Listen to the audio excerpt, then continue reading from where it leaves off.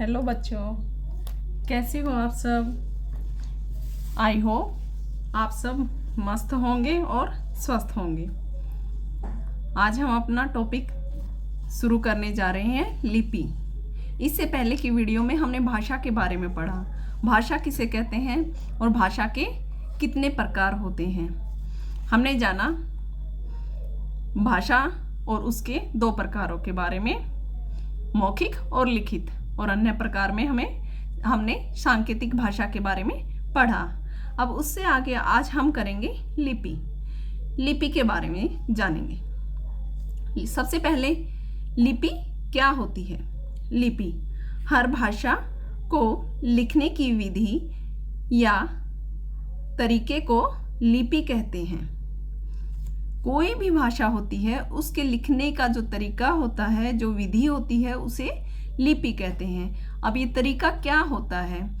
तरीका जैसे कि अभी आप स्कूल जाते हो, स्कूल में आप हिंदी भाषा या अंग्रेजी भाषा को सीखते हो, तो कैसे सीखते हो, उसका एक तरीका होता है। तरीका क्या है, जैसे आप सबसे पहले हिंदी में क्या सीखते हो, आप स्वर और व्यंजन सीखते हो, वर्णमाला सीखते हो, क ख ग। इसी तरह हम इंग्लिश में सबसे पहले क्या सीखते हैं, अल्फ़ाबेट सीखते हैं, जिसे आप लोग A to Z बोलते हो। तो वो क्या है, भाषा को सीखने का एक तरीका है। इसी तरह उस भाषा को सीखा जाता है, तो ये उसकी एक विधि होती है।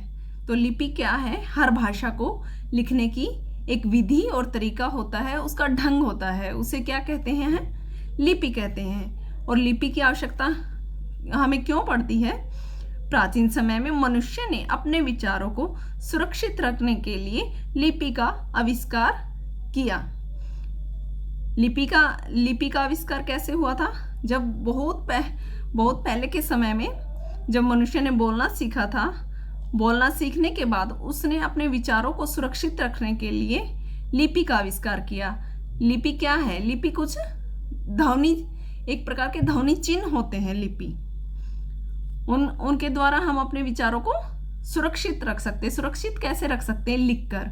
जैसे कि अभी मैंने आपको लिपि के बारे में आपको लिपि के बारे में लिखकर समझाया। जो मैं समझा रही हूँ वो कल आप भूल भी जाएंगे, और मैंने जो समझाया है वैसे ही मैं आपको आगे नहीं समझाऊंगी। हो सकता है मेरे समझाने का तरीका कुछ और हो जाए, लेकिन जो मैंने यहाँ लिखा है वो लिखा हुआ ऐसे का ऐसा ही रहेगा। तो ये क्या है, ये एक सुरक्षित तरीका है। तो इसी तरह लिपि का आविष्कार क्यों हुआ, भाषा को सुरक्षित रखने के लिए लिपि का आविष्कार हुआ, ताकि भाषा को एक स्थायित्व प्रदान हो सके। वो स्थायित्व कैसे प्रदान होगा, जब उसे लिखकर रखा जाएगा। ध्वनियों को लिखने के लिए जिन चिन्हों की आवश्यकता पड़ती है, उन्हें लिपि कहते हैं। वो ध्वनि चिन्ह कौन से होते हैं, वो ध्वनि चिन्ह यही सब होते हैं। क ख ग, जो स्वर और व्यंजन होते हैं, वो सब ध्वनि चिन्ह होते हैं। इन्हीं ध्वनि चिन्हों से मिलकर हमारी भाषा बनी है।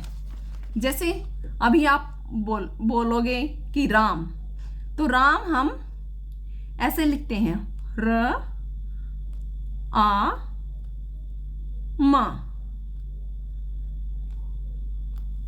राम।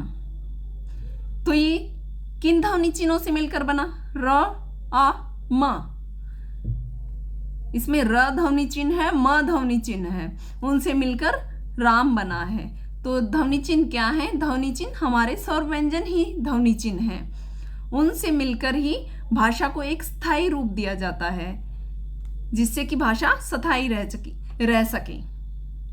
अगर हम हमारे प्राचीन काल में अगर हम जाते हैं, यदि उस समय लिपि होती, तो जो अधिकांश हमारे जो लोक साहित्य थे वो आज हमें जीवित मिलते। जीवित कैसे मिलते, वो हमें लिखित रूप में मिलते, जिससे कि हम उनके बारे में जान सकते। जब उनके बारे में हम पढ़ते, तो हम उनके बारे में जान सकते थे। इसीलिए लिपि भाषा का एक स्थायी रूप है, उसको स्थायित्व प्रदान करता है।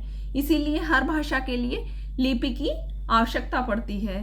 और भारत में वर्तमान में शायद लगभग 10 लिपियां हैं, और जो ब्राह्मी लिपि है वो सबसे बड़ी लिपि है। लिपि की आवश्यकता और क्यों पड़ी? जब प्राचीन समय में जब मनुष्य ने मौखिक भाषा को बोलना शुरू किया था, तो उसने अपने विचारों का आदान प्रदान करने के लिए कुछ ध्वनि चिन्ह बनाए जिनसे वो अपने विचारों का आदान प्रदान कर सकता था। तो वहीं से लिपि चिन्हों का आविष्कार हुआ। अब हम कुछ भाषाएं व उनकी लिपियों के बारे में जानेंगे।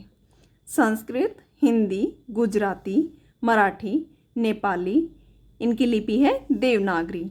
अंग्रेजी, जर्मन, इनकी लिपि है रोमन। उर्दू की लिपि है फारसी।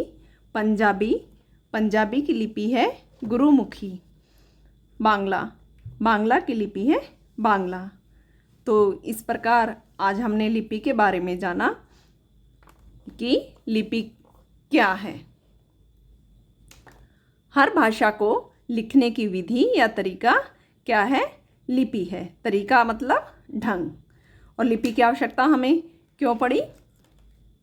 लिपि की आवश्यकता प्राचीन समय में मनुष्य को अपने विचारों को सुरक्षित रखने के लिए लिपि की आवश्यकता पड़ी। इसी तरह से हमने जाना कि ध्वनियों को जो लिखने का तरीका होता है और जो चिन्ह प्रयोग में लाए जाते हैं उसे क्या कहते हैं? उसे हम लिपि कहते हैं।